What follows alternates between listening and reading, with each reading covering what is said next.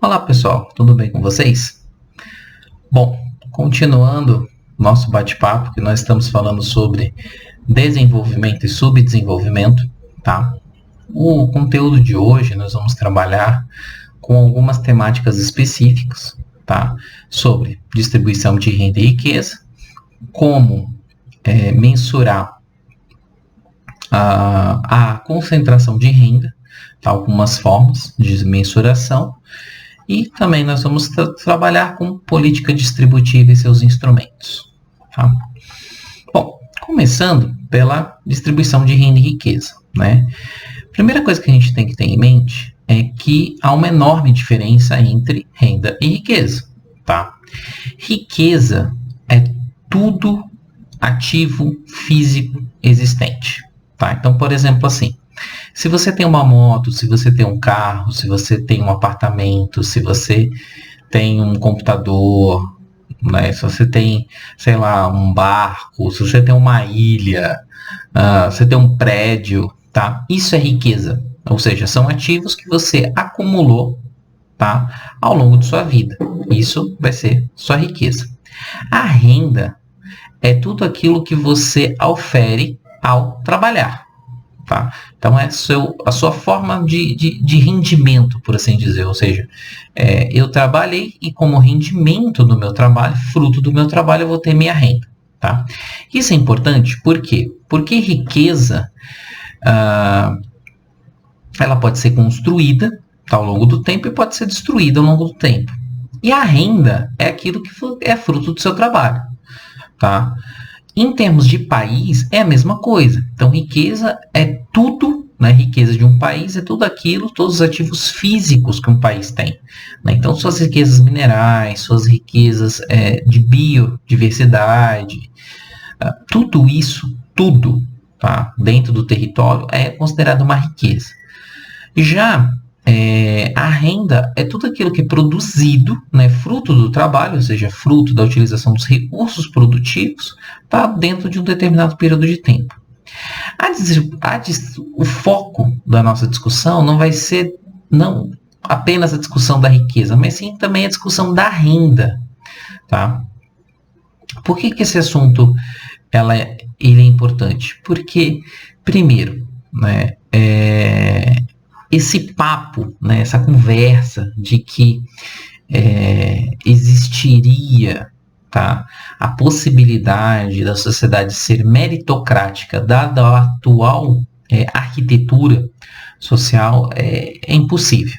Tá? Desculpa, você pode até acreditar, tá, de que exista essa coisa de meritocracia. Só que é difícil nós perceber empiricamente, tá? Reparar estatisticamente que pessoas que nascem em condições diferentes têm os mesmos incentivos, as mesmas oportunidades, tá? O que eu estou falando não é um absurdo, tá, pessoal? No bate-papo anterior, nós conversamos um pouco sobre isso, né? Trabalhando um pouco do Amartya Sen. Tá? E não sou eu que estou falando, é o Nobel de Economia. Tá? Se você não concorda, por favor, refute o cara. Né? Simples.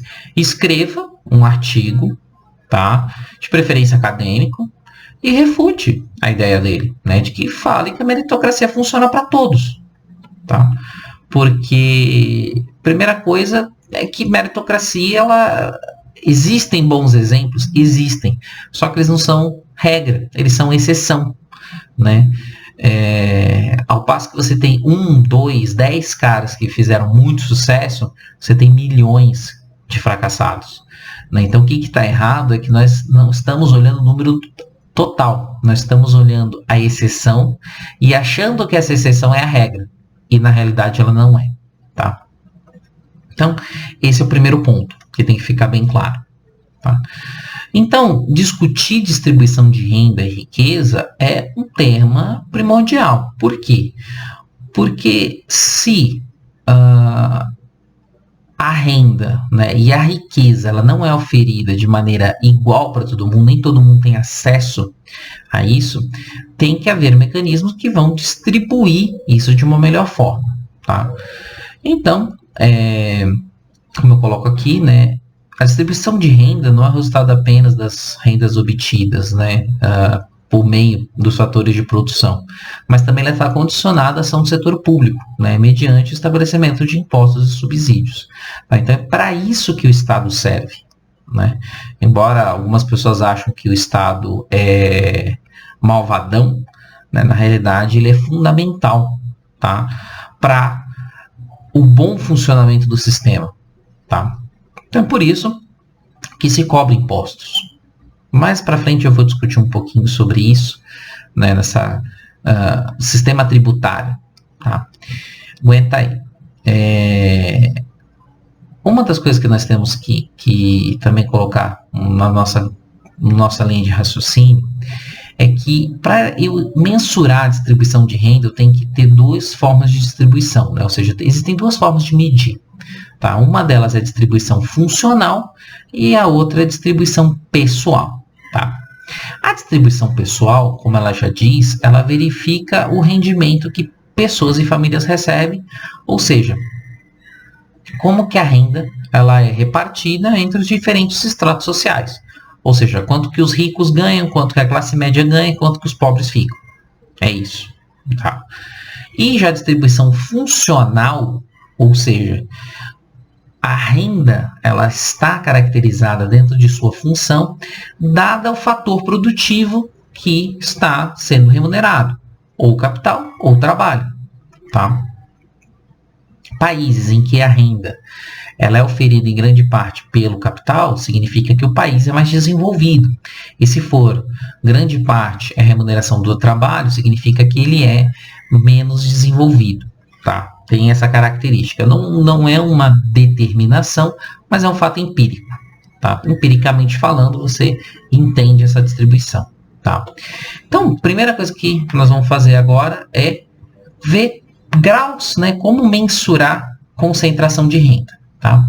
O primeiro índice, o mais famoso deles, é o índice de Gini, tá? Que é um índice que mede a concentração de renda entre os estratos, todos os estratos da sociedade. Tá? Ele foi criado pelo economista italiano Conrado Gini, tá? E ele é um instrumento largamente utilizado para medir o grau de concentração de um determinado grupo. Tá? Só que esse índice ele é interessante porque ele consegue colocar todas as rendas e toda a sociedade. Tá? Desde as pessoas mais ricas até as pessoas mais pobres. Ou seja, você consegue ver todos os estratos. Tá? Ele basicamente, qual que é o resultado dele? Ele vai tentar capturar, né, mensurar a diferença entre o rendimento dos mais pobres e dos mais ricos. E o índice ele varia, né? Ele tem um número que varia entre 0, que é o mais igual possível, tá? E 1, que é o mais desigual. Eu coloco para vocês aqui uma figurinha, tá, do índice de Gini.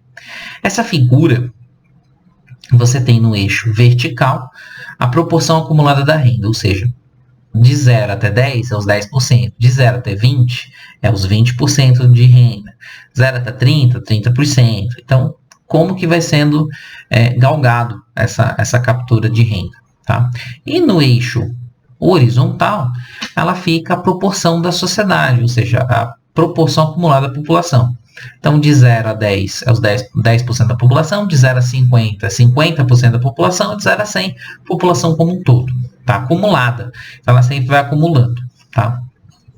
Essa reta, 45 graus aí que vocês conseguem ver, essa reta é de total igualdade. Ou seja, se a curva de Lorenz, que é essa curva que mede a distribuição de renda, ela for exatamente em cima dessa reta, significa que a distribuição de riqueza, né, a distribuição de renda, especificamente a renda, dentro da população, ela se distribui igualmente entre todos os estratos. Tá?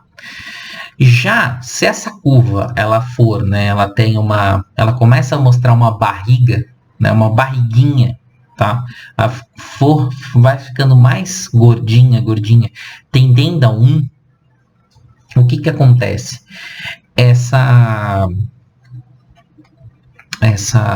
significa que algum extrato da sociedade está ficando com uma proporção maior de renda do que outros, tá? Então, quanto mais gordinho for essa área, tá? Ou seja, mais barrigudinha for essa barriga, tá?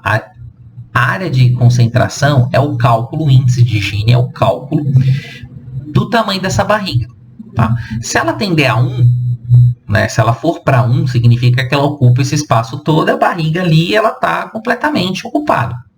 Tá? Agora, se ela tender a 0, ou seja, for bem fit a barriguinha, aí significa que existe uma distribuição de renda muito boa. Tá? Eu coloco para vocês aqui uma notícia, tá? E que coloca o Brasil entre os mais desiguais possíveis, né, em distribuição de renda e em termos de desigualdade, né, em termos de concentração de renda, o Brasil também é um dos mais desiguais, também só perdendo para o Catar em termos de concentração. Tá? Então nós perdemos em desigualdade, também perdemos em concentração. Tá? Dê uma olhadinha lá na notícia para vocês entenderem o que eu estou falando. Tá? Só que tem um problema, né? Como todo índice que nós analisamos, né, todo índice, ele tem, né, suas imperfeições. Tá? O índice de Gini, se vocês repararem bem, ele é problemático, ele captura de maneira igual todo mundo. Então, se as pessoas mais pobres e a classe média estão ganhando bem, se os ricos estiverem ganhando muito mais, a curva não vai sentir. Tá? O que acontece? O economista chileno Gabriel Palma, ele foi professor da Universidade de Cambridge, atualmente ele reside no Chile, né, ele está em Santiago. Tá? Ele fala que o índice de Gini é extremamente limitado. Tá? Por quê? Porque ele capta de maneira igual a sociedade. Ele não dá pesos diferentes dependendo da camada social. E ele fala, né, que um dos papers dele, se eu não me engano, de 2011, que o que importa saber é quanto que os ricaços ganham em relação aos mais pobres. Tá? Então, o que ele vai propor? Ele vai falar o seguinte, ele vai falar, olha, o índice de Gini é um índice bom, tá? Não é ruim. Só que ele não é um índice de peso, ele confere igualdade para todo mundo. O que acontece? Ele tem uma hipersensibilidade, tá, para alterações na classe média. Então, olhando para o gráfico, percebe-se o seguinte, que a maior área de concentração aqui, se vocês pegarem aqui, a maior área é na metade da curva. Tá? Se vocês pegarem aqui e traçarem duas retas, né, dividindo em 3 partes essa área de concentração, colocando os pobres, classe média e os ricos, vocês vão ver que a área proporcional à classe média é muito maior. Então, o que acontece? Se eu distribuo riqueza na classe média, o que acontece com a curva? A curva ela aumenta e diminui com uma velocidade muito grande. Ao passo que, se houver modificações nas pontas, não tem modificação tão grande. Ou seja, ela não é sensível à variação nas pontas. E é justamente isso que o Gabriel Palma alega. Ele fala, olha, o que me importa não é o que a classe média ganha, que é o que o índice de Gini captura com muita perfeição, mas sim a diferença das pontas. Ou seja, quanto que os mais ricos ganham, quantas vezes eles ganham em cima dos mais pobres. Tá? Quantas vezes mais. Tá? E, né, o que importa, né, ou seja, vai ser tentar mensurar quanto que os 10% mais ricos ganham em relação aos 40% mais pobres. Tá? E ele vai pegar essa estatística desde muito tempo e ele vai ver que esse nível é impressionantemente estável, tá? E homogêneo no mundo inteiro. Não há grandes diferenças. Tá? Ele vê que, historicamente falando, essa diferença entre os 10% mais ricos e os 40% mais pobres, ela é homogênea. Tá? eu vou deixar aqui na descrição os 2 artigos, né, que ele faz. Um artigo que ele publicou na revista de Cambridge e o artigo que ele deixa disponível no site pessoal dele, né, que é o artigo mais expandido. Tá? Se vocês quiserem ver, fica de sugestão de leitura. Tá?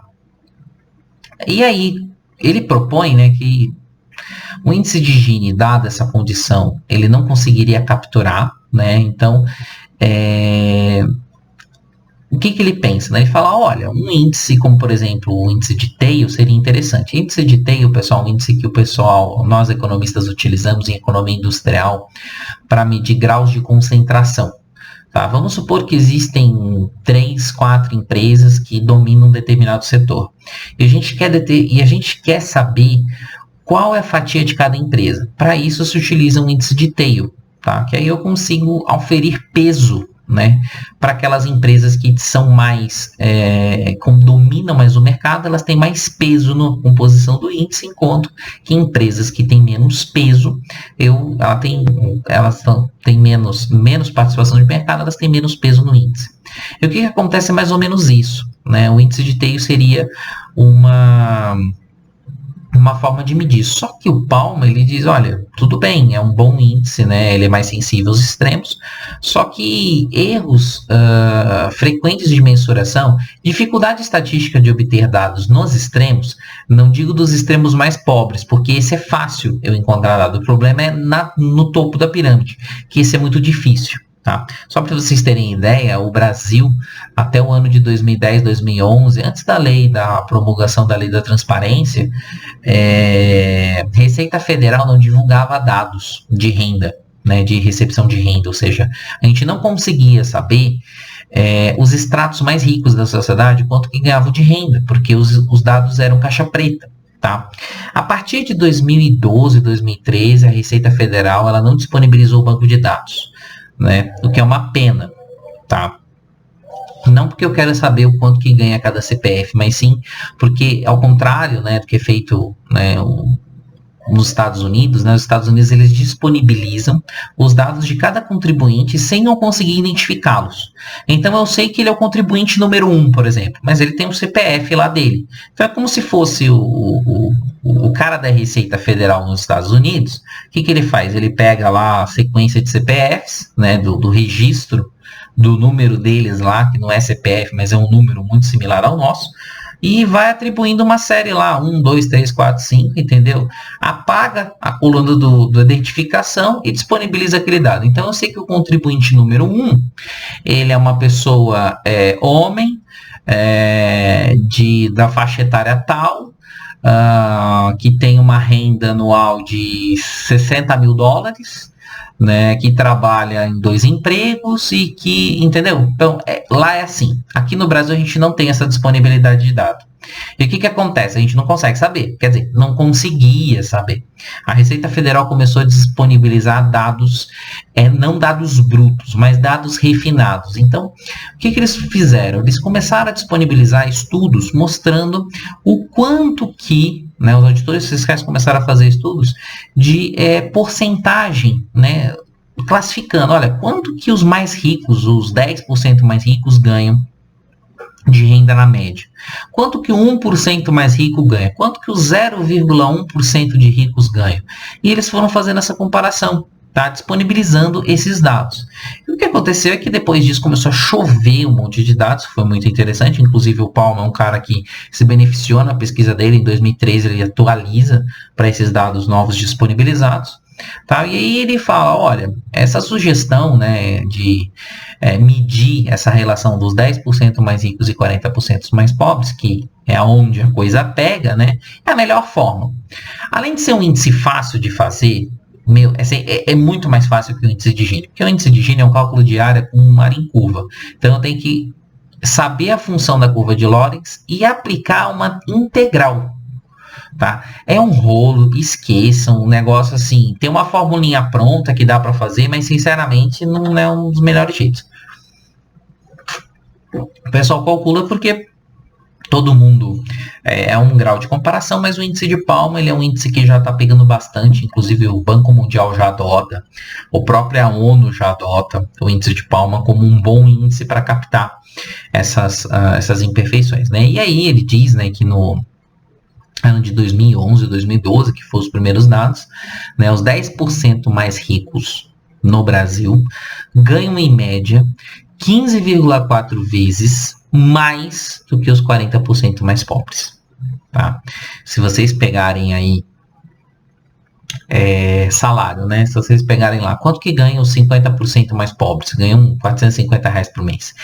Bota 15, multiplica esses R$ 500 vezes 15,4 vezes, que você vai ver que você está chegando nos funcionários mais altos, 10, 12 mil reais. Então, realmente, o índice faz sentido e aí essa é a nossa distribuição de renda, ou seja, altamente desigual, tá? Deixo os 2 artigos aqui para vocês checarem, tá? No material. E seria interessante acessarem, tá? Esses são 2 artigos muito bons, tá? Que traz bastante reflexão e que a partir deles muita coisa foi escrita, tá? Não só criticando o índice de Gini, mas também buscando aperfeiçoá-lo, tá? De forma a comparar os 2 índices, né? O de Palma e o índice de Gini, tá? Em termos de políticas de distribuição e instrumentos, né, nós vamos mostrar aqui um pouquinho que tem que ter uma política distributiva. Tá? Ela não pode ser no vácuo, tem que ter uma política distributiva. Tá?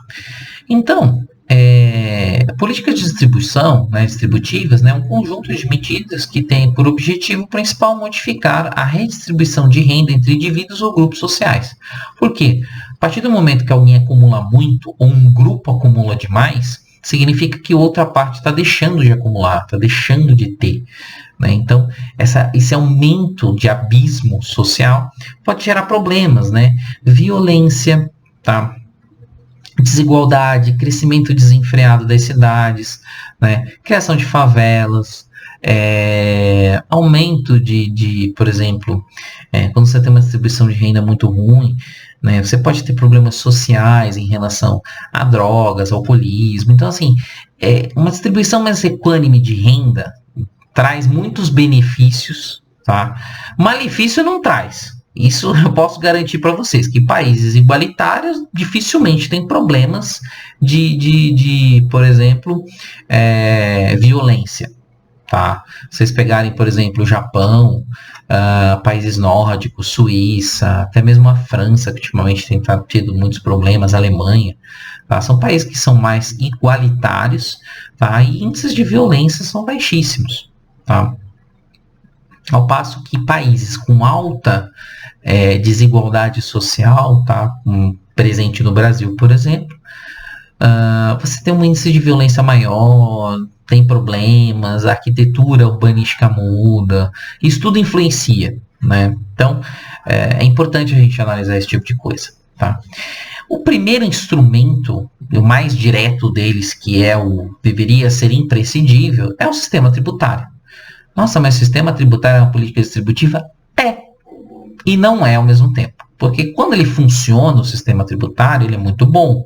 Ou seja, ele distribui renda. Quando o sistema tributário deixa de ser efetivo ao que ele se propõe, ele já não contribui socialmente. Ele, muito pelo contrário, ele ajuda a aprofundar a desigualdade social. Como é o caso do sistema tributário brasileiro e também de grande parte dos países em desenvolvimento e subdesenvolvidos. Para dar um exemplinho para vocês aqui, né? Antes da gente falar de algumas coisas, nós temos que classificar os tipos de impostos e falar um pouquinho do sistema tributário, tá? Pessoal, o sistema tributário, basicamente, né, os impostos, né, como o nome diz, é uma imposição do Estado aos indivíduos, familiares, unidades familiares ou empresas, tá? Para que pague uma certa quantia de dinheiro em relação a um determinado ato econômico. Ou seja, tudo que eu posso fazer economicamente falando, eu posso ser tributado. Por que eu digo posso e eu não digo deve? porque existe uma diferença entre poder e dever, tá? Na palavra parece meio simples, mas em termos de tributos não é tão simples. Por quê? Toda vez que eu realizo um ato econômico, eu pago imposto, correto? Nem sempre. Por que eu digo que nem sempre? Há alguns casos em que atos econômicos não são tributados, tá? Um exemplo disso no Brasil é o caso do imposto sobre grandes fortunas, tá? O Brasil não tem esse tipo de tributação. Quer dizer, ele tem norma, existe uma norma na Constituição Federal, mas que ela nunca foi utilizada de fato para cobrar isso, ou seja, ela nunca foi... A lei existe, só que ela nunca foi cumprida porque não existe um ato normativo que ligue aquela lei constitucional na Receita Federal para que se cobre, entendeu? Ou seja, não existe uma regra normativa, ela nunca foi normatizada, ela existe, mas nunca foi aplicada de fato, tá? Mas vocês podem especificar assim, mas vai cobrar grandes fortunas, né? Isso é um absurdo, o cara acumulou, batalhou tanto para acumular. Não sei se acumulou tanto, né? Historicamente falando, as pessoas que muito têm de riqueza e muito têm de renda, de maneira geral, ou não trabalharam, né? Herdaram isso, tá? Ou se trabalharam, algum momento obteve uma baita de alguma vantagem que fez com que alavancasse as suas fortunas, tá? Pode ser de maneira legal ou ilegal, não estou questionando isso. Só estou dizendo que as oportunidades apareceram e o dinheiro fez dinheiro. Basicamente é isso, tá? Mas também existe um outro tipo de imposto que o Brasil deveria cobrar, mas não cobra desde 1994, 95, que é o imposto sobre lucros e dividendos, né? No planeta inteiro cobra, com exceção de 2 países, né? Brasil e Estônia, tá? A Estônia é um caso particular, que é um país oriundo do desmembramento da União Soviética, tá? Então a Estônia é um caso peculiar em todo o seu sistema tributário, tá? Eles têm aversão à União Soviética e por isso aplicaram um sistema tributário totalmente igualitário, tá? E no caso brasileiro, a justificativa é que não se cobrasse como uma forma de estímulo ao investimento, né? Ou seja, aquelas pessoas que obtêm lucros e dividendos, tá? Reaplicaria. Esse é o lado de ponto de vista político. E do ponto de vista jurídico, né, a grande alegação que os advogados fazem é que a imposição de um imposto sobre lucros e dividendos seria bitributação, porque você já está cobrando a empresa, né, em termos de lucro, tá? Só que, de fato, né, quando a gente pensa em cobrar a empresa, né, por oferir um determinado lucro, é um ato econômico, correto? Só que quando eu pego uma pessoa física que obteve uma renda oriunda de um investimento que ela fez na compra de títulos de uma empresa, no caso ações, tá? Ela obteve lucro, é o mesmo ato econômico que a empresa teve na obtenção do lucro? Essa discussão é importante porque quando eu digo que os impostos é uma imposição do Estado para cobrar uma taxa sobre um determinado ato econômico, o entendimento é o entendimento que a gente tem de economia do setor público, né? Quem faz economia tem uma disciplina, economia chamada de disciplina, economia do setor público, tá? E a gente entende isso que cobrar uma empresa por ter lucro, cobrar um cara que teve um lucro de uma renda, de um investimento, são coisas diferentes, tá? E não é nenhuma loucura isso. Por quê? Se fosse loucura, Estados Unidos não cobraria. Estados Unidos cobra lucros sobre lucros e dividendos. Taxa isso de maneira pesadíssima. Não é um negócio que fala assim, não cobra. Cobra. Tá? Para vocês terem ideia, nos Estados Unidos, dependendo de quanto a empresa obteve de lucro, quanto que ela distribuiu de dividendos para a pessoa, a somatória das duas alíquotas chega próximo de 60%. Nos Estados Unidos, tá? Né? Capitalismo a full lá, liberal, tal. O Estado cobra quase 60% na soma das duas. Porque não é considerado bitributação. Porque uma coisa é cobrar um CNPJ, né? Uma coisa é cobrar a pessoa jurídica, a empresa. Outra coisa é cobrar a pessoa física. São entidades diferentes. Não são a mesma. Inclusive, no Código Civil isso é muito claro. Tá? Não dá para dizer que no Código Civil deixa a margem para entender o que é uma pessoa física e o que é uma pessoa jurídica. Né? Não dá para entender. Não dá para dizer que, não entendo. Não é uma zona, não é um limbo, né? Não é um espaço negro ali, meio cinza, que não dá para determinar. Não é. É bem claro, tá lá. Não há... É assunto pacificado. A gente costuma dizer que é assunto pacificado. O que é pessoa física e o que é pessoa jurídica? Tá? Então, se é assunto pacificado, cobrar imposto sobre lucros e dividendos não seria um crime. Tá? Embora muitos advoguem que isso é considerado bitributação porque eu já cobro da empresa. Só que a pessoa jurídica é diferente da pessoa física. Você investir numa empresa comprando ações e obtendo renda disso sem fazer nada, né? Ou seja, você está tendo uma renda, tá? Por um investimento que você teve e você não está sendo tributado por isso. Isso é um ato econômico e você não está sendo tributado, né? Sendo que a compra de ações, né, de empresas não é difundida para todo mundo. Não é todo mundo que tem acesso a isso.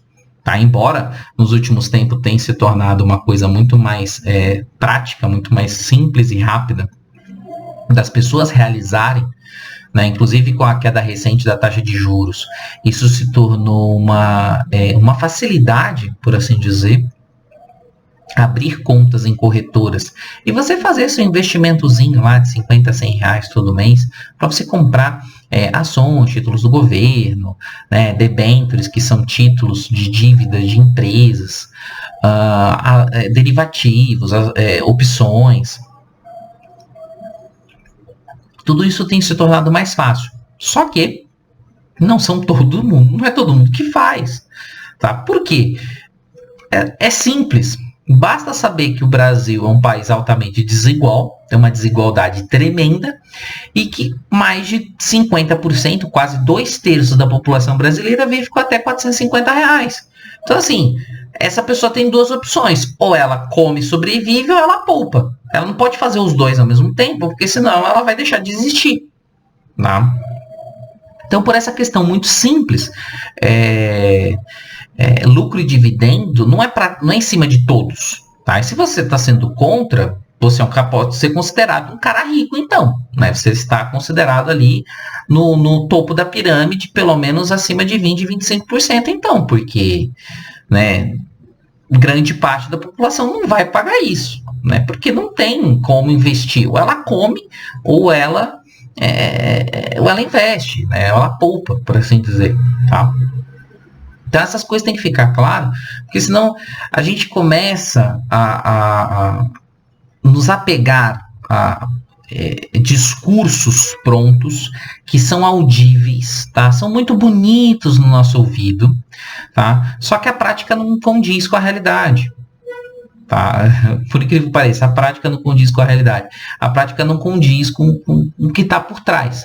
Por que não se aplica esse tipo de coisa? Porque grande parte dos políticos, eles têm investimentos, né? Eles são grandes empresários, ou eles estão por trás de grandes empresários, têm grupos de interesse, e que se cobrar isso, essas pessoas vão perder essa fatia. Tá? Só para vocês terem ideia, dois economistas, o Rodrigo Araí e o Sérgio Goberti, os dois são economistas do IPEA, se eu não me engano. Rodrigo Araí é gente boa pra caramba, conheci ele pessoalmente, já bati vários altos papos com ele, sobre inclusive isso, que é uma jabuticaba brasileira, é o termo que eles utilizam nos artigos deles. Eles falam, olha, a capacidade de arrecadação de lucros e dividendos é absurda, tá? Chega um negócio próximo, tá? Muito próximo, de 200 bilhões por ano. Tá? Só para vocês terem ideia do quanto que é essa capacidade de arrecadação. E isso se torna mais latente, por quê? Porque o nosso sistema tributário é um sistema tributário peculiar, típico de país subdesenvolvido ou em desenvolvimento, tá? E que em vez de ajudar a distribuir renda, ele contribui para não distribuir, ou seja, aprofundar a desigualdade, tá? Então, primeira coisa, nós temos que saber identificar o que são impostos diretos e impostos indiretos. Tá? Impostos diretos são aqueles impostos que, juridicamente falando, incidem sobre o contribuinte de direito, ou seja, aquele contribuinte, né, que não tem, em hipótese nenhuma, tá? Ao menos teoricamente, né, porque sonegação fiscal não compreende isso aqui, né, a possibilidade de repassar a outra pessoa o ônus tributário. Tá? Ou seja, se eu vou cobrar um imposto de um determinado ato econômico, essa pessoa que eu estou cobrando, ela não tem subterfúgio nenhum. Ou essa entidade, ou esse ser intergaláctico, não tem possibilidade nenhuma de jogar o ônus tributário para outra pessoa. Ou seja, se eu estou cobrando a pessoa X vai pagar. Ponto. Isso é contribuinte de direito. Tá? Exemplo disso é o imposto de renda. Quando eu digo que eu vou cobrar sobre imposto de renda, eu estou dizendo que eu vou cobrar imposto sobre as rendas oferidas de uma determinada pessoa, tá? Dentro do ano tributário, que a Receita Federal considera de 1º de janeiro a 31 de dezembro, né? Esse é o ano calendário, né? O ano fiscal, que a gente chama, né? E dada a renda que essa pessoa oferiu, né? Se ao final do ano eu pegar essa total dessa renda e até dividir por 12 e falar, olha, até 1.900 e poucos reais é isento, de 1.900 a 2.000 e pouco vai pagar 7,5, depois vai ter uma alíquota 15, depois 22,5 e acima de 4.800, 4.900 reais vai pagar 22,5. E aqui que está o problema. Por quê? Como está constituído o sistema tributário brasileiro, tá? Principalmente o imposto de renda, ele é um imposto que foi construído a partir dos anos 90 para beneficiar as classes mais altas, tá? Para vocês terem ideia, pessoal, até o governo Sarney existia uma alíquota de contribuição de 50% sobre a renda. Aí vocês podem alegar para mim, nossa, que absurdo, está cobrando 50% sobre a renda, isso é uma extorsão do Estado. Mas vem cá, você é um Silvio Santos para pagar isso? Você é um Luciano Hang da Havan?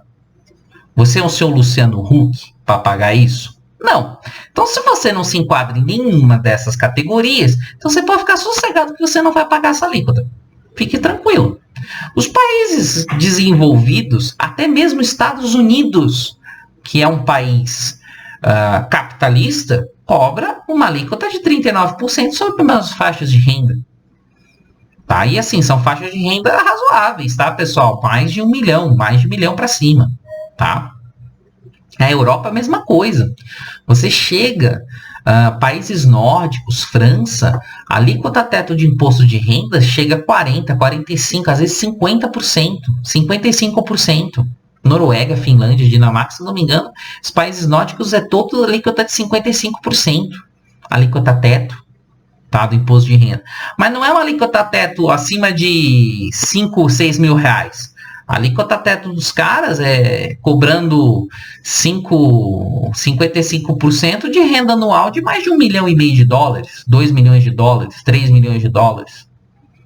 Tá? Estados Unidos é a mesma coisa. A alíquota teto nos Estados Unidos e Alemanha, se eu não me engano, ela incide acima de rendimento de 750 mil dólares. A alíquota teto dos Estados Unidos, por exemplo, vai pagar 39%, quase... Se você pegar hoje para o câmbio de hoje, dá mais de 7 vezes 5, 35. Dá mais de 3 milhões e meio de reais por ano. Quem que ganha 3 milhões e meio de reais por ano? É todo mundo? Então, assim, eu acho que você não tem que se preocupar com isso, né? O que eu quero dizer é que no Brasil a gente critica que o Estado é malvado. O Estado é malvado para a classe média e para pobre, que esse sim paga imposto. Agora, quem é rico, o Estado não é malvado, o Estado é bonzinho.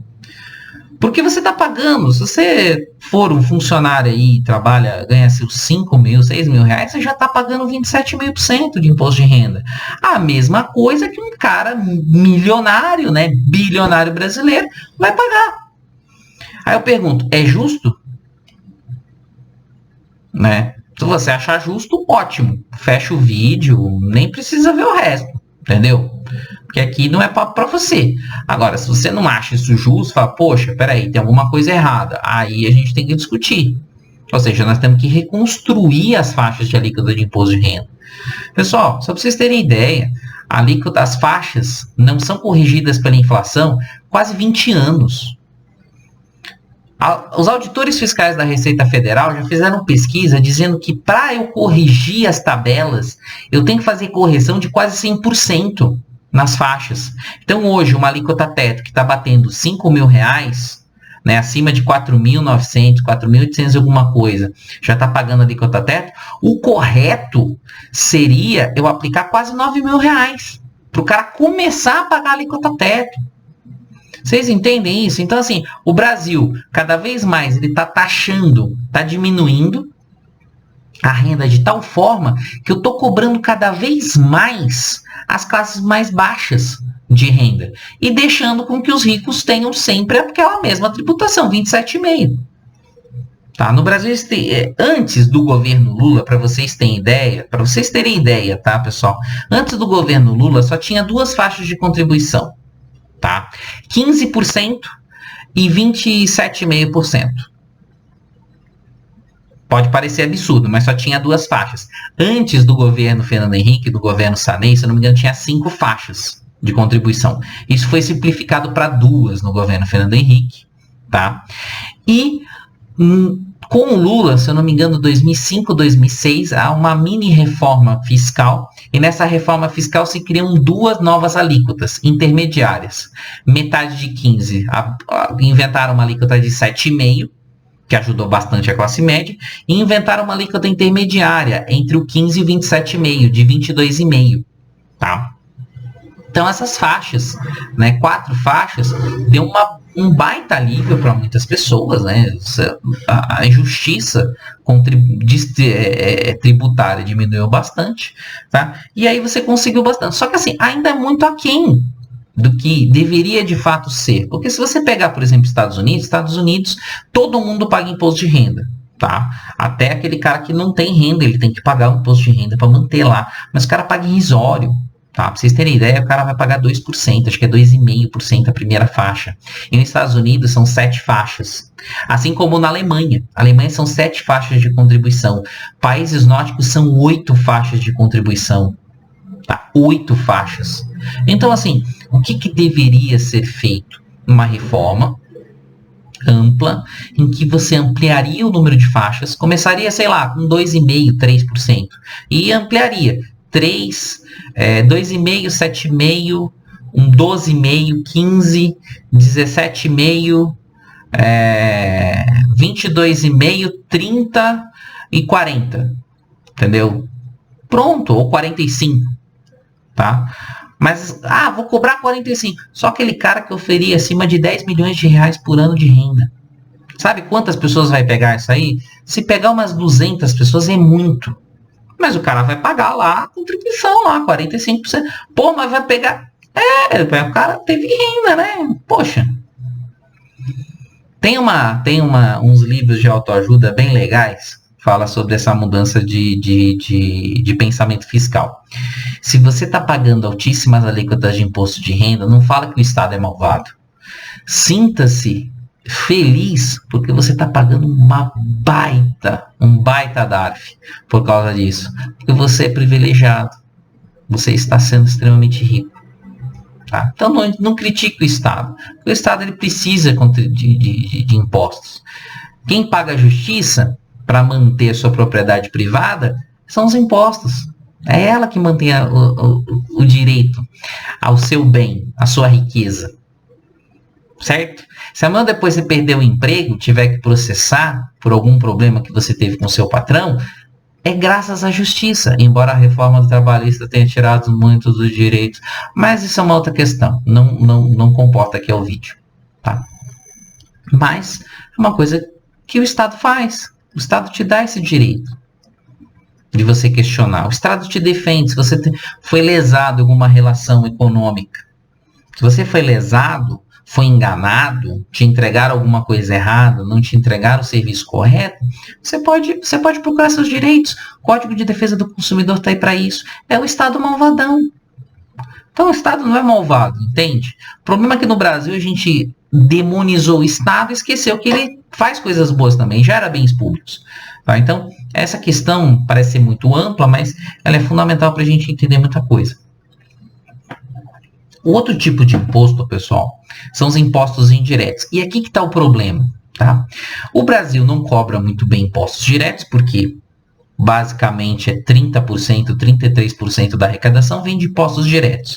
E o que sobra, que é 2/3, são oriundos de impostos indiretos. E é aqui que está o problema. Por quê? Porque a carga tributária dos impostos indiretos, ela cai sobre o contribuinte de direito. Lembra que eu falei há um tempinho atrás que o contribuinte de direito é aquele que tem que pagar o imposto? Só que quando o imposto é indireto, ele pode dar uma de João sem braço. Coitado do João. Vai ser zoado. Paciência. O contribuinte de direito, ele usa alguma artimanha. Aqui não é sonegação fiscal não, tá, pessoal? Existe a possibilidade dele carrear o ônus tributário dele, que é o contribuinte de direito, para o contribuinte de fato. Ou seja, alguém vai pagar esse imposto, que não vai ser eu. Tá? O problema está no cara que está carreando os impostos? Não! Ele não tá, o problema não está no cara, o problema está na natureza da tributação. Se a natureza da tributação permite esse tipo de carreamento, aí o problema não é o cara carrear o imposto, o problema é cobrar esse tipo de imposto. Ponto. O que eu tenho que fazer? Eu tenho que deixar de ter esses impostos indiretos. Ponto. Resolvido o problema. Aí não tenho mais como jogar para o cara, para outra pessoa, o ônus tributário. Tá? Que é o que acontece no Brasil. Grande parte dos impostos, 2/3 da receita do Estado é oriundo de impostos indiretos, que são impostos que são pagos não pelo contribuinte de direito, e sim pelo contribuinte de fato. Ou seja, que é um terceiro que vai pagar o ônus tributário. Tá? Esses impostos, pessoal, posso dizer o seguinte, olha, resumindo, tá? São 2 tipos de impostos muito conhecidos nossos, como IPI e ICMS. São impostos indiretos, tá? Que incide sobre o contribuinte de direito, que são as empresas. Só que quem paga de fato é o contribuinte de fato, que são os consumidores, porque as empresas elas repassam no preço de seus produtos a cobrança desses impostos. E aqui que está o problema, tá? Então, esse é o problema do Brasil. Tá? Se vocês acham que, por exemplo, qual que é o maior imposto de arrecadação que vocês que existe no Brasil? Se vocês falarem imposto de renda, vocês erraram redondamente. Tá? Se vocês falarem TR, IPTU, IPVA, IPI, PIS, COFINS, Contribuição Social sobre Lucro Líquido, ISSQN, você pode falar todos os impostos. O imposto que mais arrecada no Brasil é um imposto chamado ICMS.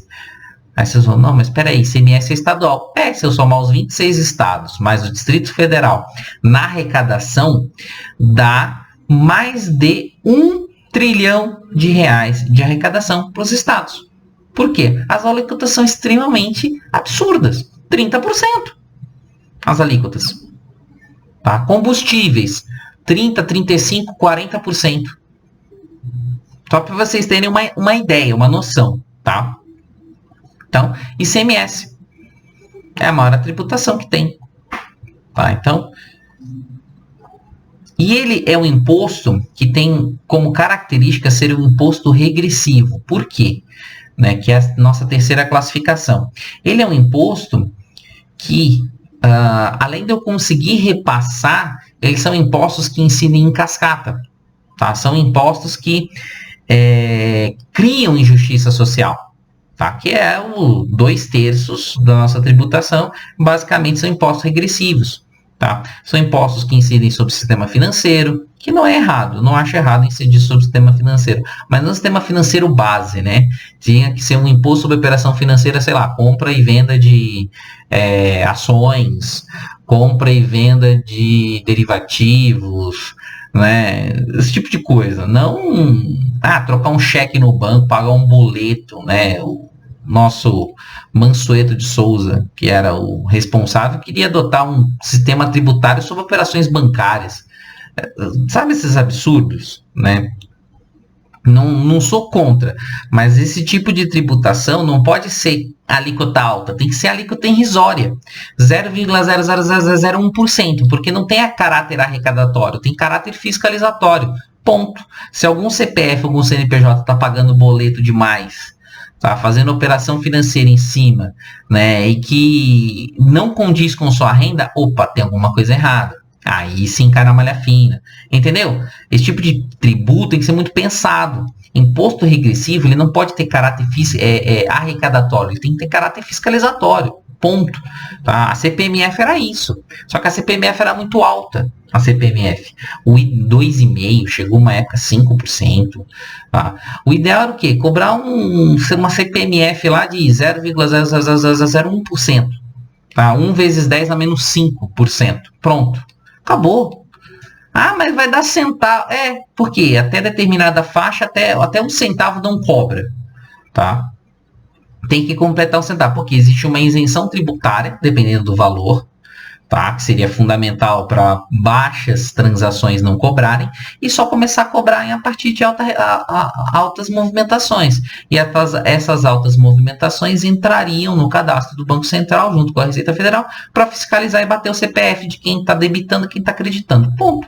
Resolvido o problema. Tá? Tem esse caráter. Deveria ser assim, mas não é, infelizmente. Tá?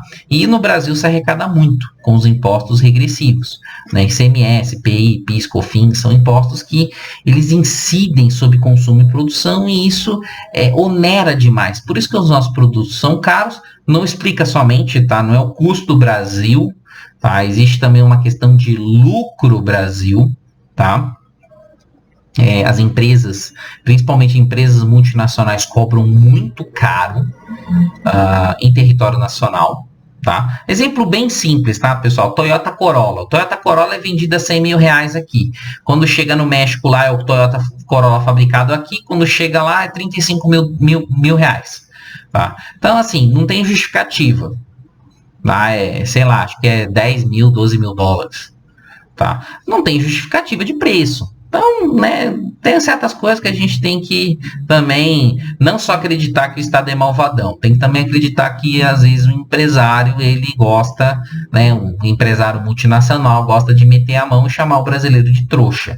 Tá? Que no mercado nacional automobilístico é isso. O brasileiro é trouxa, né? Porque se o Brasil não comprasse carro por 1 ano, tá? Que não vai cair a mão de ninguém se não comprar carro por 1 ano, eu acho. Né? Aí a indústria começaria a ter guerra, né? Porque no mundo inteiro é competitivo, no Brasil não é. É um setor altamente oligopolizado. É um setor que tem. Você percebe que tem cartel, você percebe, é nítido isso. Não dá para dizer, não, mas assim, a gente não sabe quanto é que custa. Né? Existem algumas iniciativas para dizer, olha, pelo menos em termos de custo é metade. Pelo menos em termos de custo, tá? Pelo menos. Agora o resto é lucro e não tem competição, todo mundo faz uma competição acima, né? Então, tem certas coisas que quando você compara o mercado brasileiro com o mercado dos países vizinhos aqui da América Latina, mercado americano, mercado europeu, você repara que tem algumas coisas. Uma das formas de resolver isso, que seria muito claro, tira a alíquota de importação. né? Hoje, para você importar um carro, você tem que pagar 60%, né? Retira a alíquota. Aí você vai ver quanto é que realmente custa o carro, porque aí a fabricante nacional, a montadora nacional, vai ter que competir com o importado. E isso vai gerar competição de preço. Porque muitas vezes você não vai comprar carro produzido no Brasil, você vai importar. Se lá fora for mais barato, mais eficiente, né? É livre mercado. Então, tem certas coisas, né, que deveriam ser repensadas. Ah, mas está perdendo emprego. É que a indústria nacional não é uma indústria nacional, entende? É uma indústria multinacional. E aí no Brasil se apropria desse tipo de coisa, a gente tem essas distorções, né? Sou a favor do desenvolvimento econômico, mas com parcimônia também, né, com bom senso. Tá? E os impostos que deveriam ser todos eles progressivos, ou seja, são impostos que eles incidem sobre porcentagens variáveis, né? E ele incide sobre eles levam em consideração a capacidade de pagamento do contribuinte, ao contrário dos impostos indiretos que incidem sobre todo mundo, indistintamente. Tá? Então, esses detalhezinhos são importantes, tá? E por fim, né, existem outras duas formas do governo fazer distribuição de renda, né? Gasto com transferência, ou seja, são aqueles gastos em que o governo faz sem qualquer contrapartida, tá? Um exemplo disso, né, é o Bolsa Família, famigerado Bolsa Família, que o pessoal critica, né? Pessoal, o Bolsa Família, ele nasce, não é no governo Lula, tá? O Bolsa Família, ele nasce da unificação de vários planos assistenciais, de vários projetos assistenciais que já existiam no governo Fernando Henrique, tá? Vale Gás, era Criança na Escola, eram várias contribuiçõezinhas pequenas, tá? Que foram unificadas pelo Estado, a partir do governo Lula, e criou-se o Bolsa Família, que é o grande legado do governo Lula, né? Acho que é o cartão de visitas do governo Lula. Tá? É um programa reconhecido internacionalmente, tá? De distribuição de renda, ou seja, aquelas pessoas que não trabalham, não conseguem trabalho, não conseguem renda, recebem uma ajuda do Estado. Tá? O problema todo é que o Brasil ele confunde essa política assistencialista com vagabundagem. E na realidade é um pouquinho diferente. Por quê? Pessoal, a gente está falando de um Bolsa Família que por família podemos R$70 por pessoa da família. R$70 e acumulado acho que 4 ou 5 vezes. Vai dar aí 7 vezes, R$350, 280, R$350. Então eu te pergunto, é grana isso? Para passar o mês? Ó, a pergunta, tá? Porque muita gente bolsa vagabundo. Meu, é 280, R$350 por mês para sobreviver. É pagar o barraquinho, é pagar o plano, carregar o celular e comprar a cesta básica. Dá 4, 5 pessoas? Se você der, você é mágico, tá? Você pode já vender a sua arte no Se Vira nos 30 do Faustão, tá? Porque você é muito bom. Porque com essa grana, amigo, não dá. Em algumas capitais, dá para uma cesta básica e olhe lá. Muito olhe lá mesmo. Tá? Porque hoje a cesta básica tá cara. Então, assim, nós temos que discutir essas coisas. E muito do que se fala, Bolsa Vagabundo, tá? Quanto que gasta por ano? Bolsa Família. Quanto que gasta por ano, efetivamente? Vamos lá, vamos botar panos limpos, tá? É um gasto desnecessário, inútil, vagabundo, que não deveria existir. Quanto que vocês acham que gasta? Gasta muito? Não gasta. Gasta 0,1%, 0,001% do orçamento da União, que dá em torno de 25 a 30 bilhões de reais por ano. Não é por mês, é por ano. 25 a 30 bilhões de reais por ano. Tá? Vocês podem falar, é uma grana considerável. Só que essa grana, quando o governo distribui, dada a natureza altamente regressiva dos impostos, lembra que eu falei há uns minutinhos atrás que o sistema tributário brasileiro era desigual, era regressivo? Então, essas pessoas, quando eu dou dinheiro na mão, o que elas vão beber? O que elas vão fazer com esse dinheiro? Vão encher em cachaça, vão comprar a cesta básica, vão comprar a cesta básica, não tem tributação porque não pode, mas, sei lá, vão gastar na vendinha, vão comprar 1 quilo de arroz, comprar 1 quilo de feijão, incide imposto. Então, de maneira geral, toda tributação, todo gasto que o governo faz, parte dele ele volta. Pelo menos 50%, 40% a 50% de tudo que o Bolsa Família ele gasta, ele arrecada de volta como se fosse gasto, por causa do aumento da demanda, com aumento de consumo e produção. Então não é um gasto burro, é um gasto inteligente. Por quê? A cada R$1 gasto, fizeram uma estimativa de que cada R$1 gasto gera um aumento de 1,3 reais no PIB. Então aumenta 30% o PIB. Só para vocês terem ideia. Mas eu vou jogar isso no infinito. Não. É simplesmente dizer o seguinte. Olha, esse gasto que o governo faz, ele tem impactos diretos e indiretos. Seja no orçamento público, seja na arrecadação de tributos, seja na geração de emprego e renda. Então, assim, ele é um programa que ele chega nos rincões do país, ele faz a roda da economia girar. Então ele não é um programa que deve ser endemonizado, né? É um programa Bolsa Família. Não é, pessoal. Mas tem casos de pessoas que recebem regularmente. Que se apure os fatos, se prenda e joga a chave fora. Ponto. É isso que vocês querem? É simples.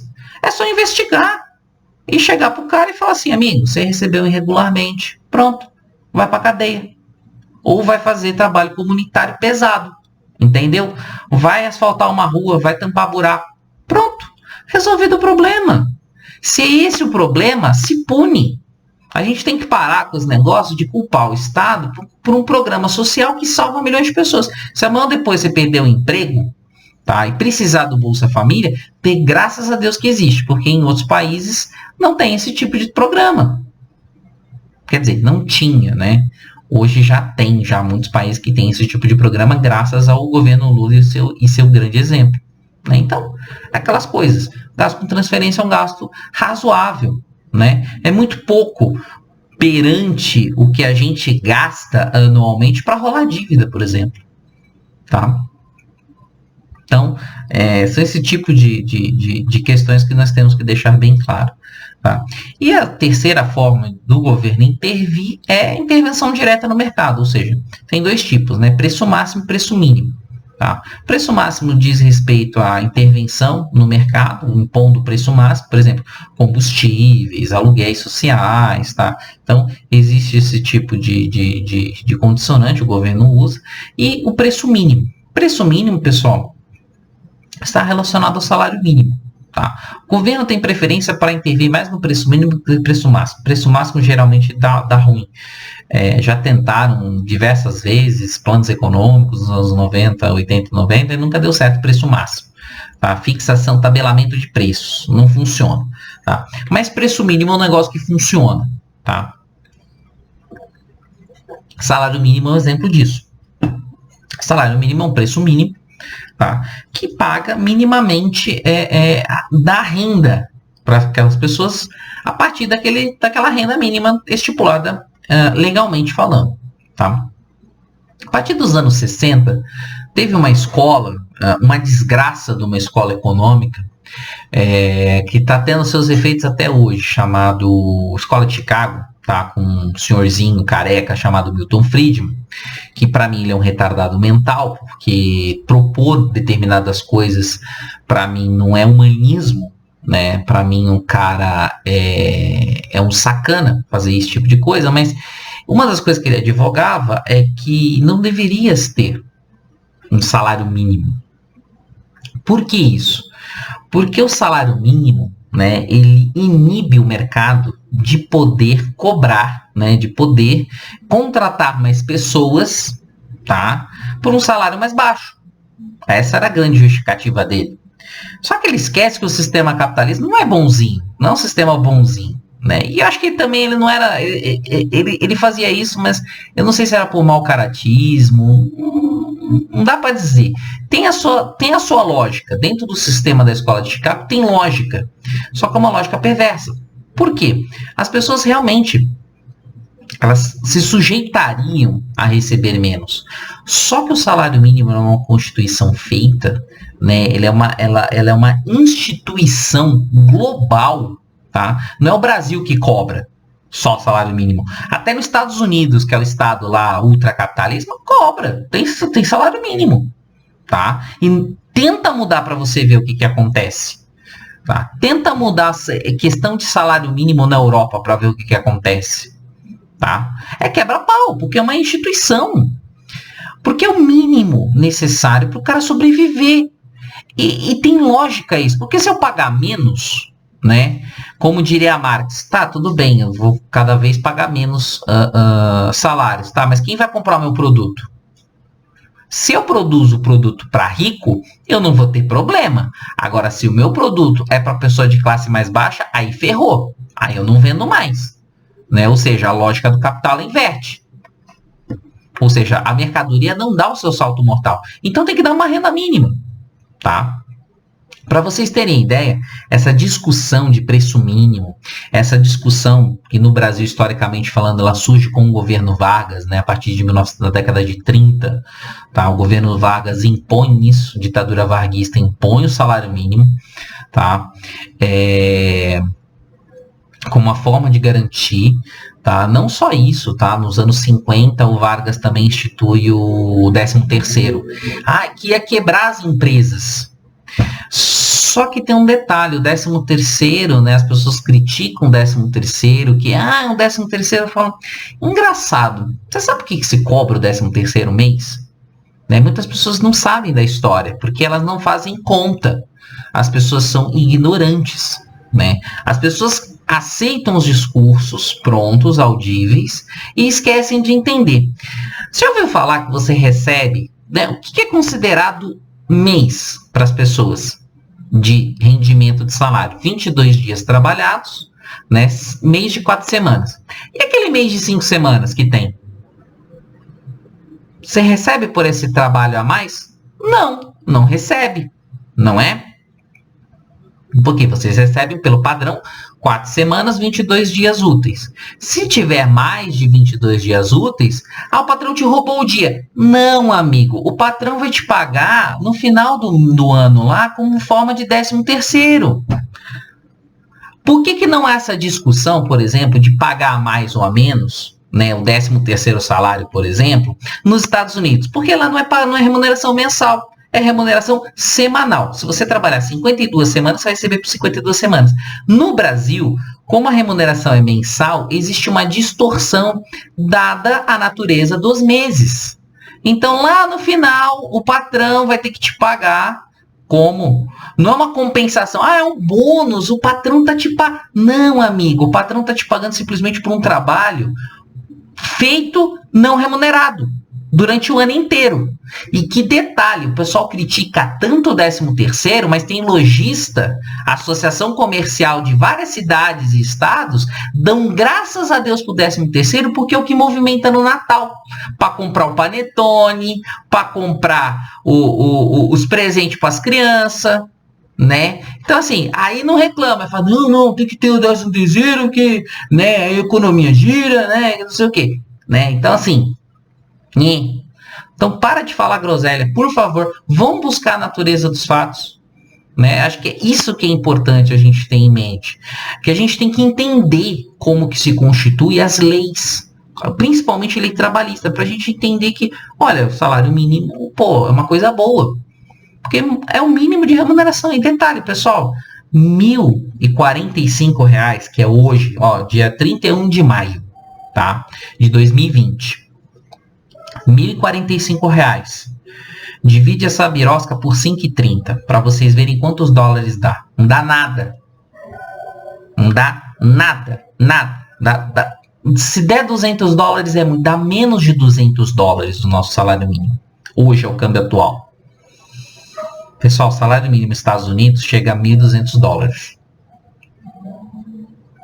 Vocês entendem a diferença? Então, mas do que? Então o salário mínimo ele é útil. Pelo menos para sobrevivência. Não reclame do salário mínimo, ele é bom.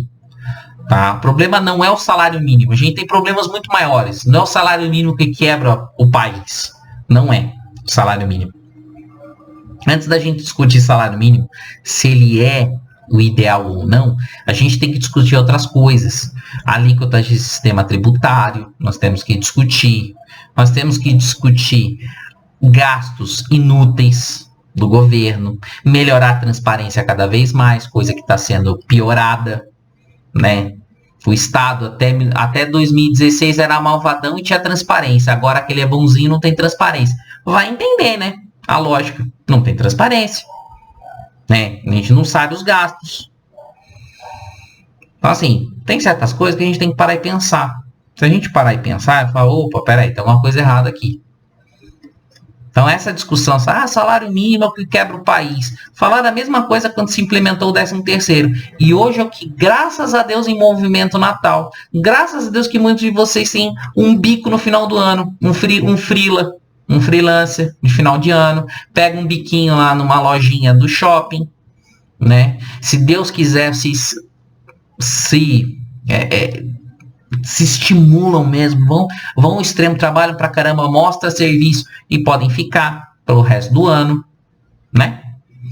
Então não critico o 13º, ele é bom para a sociedade. Não critico o salário mínimo, ele é bom, todo mundo aplica. O Brasil não está inventando a roda.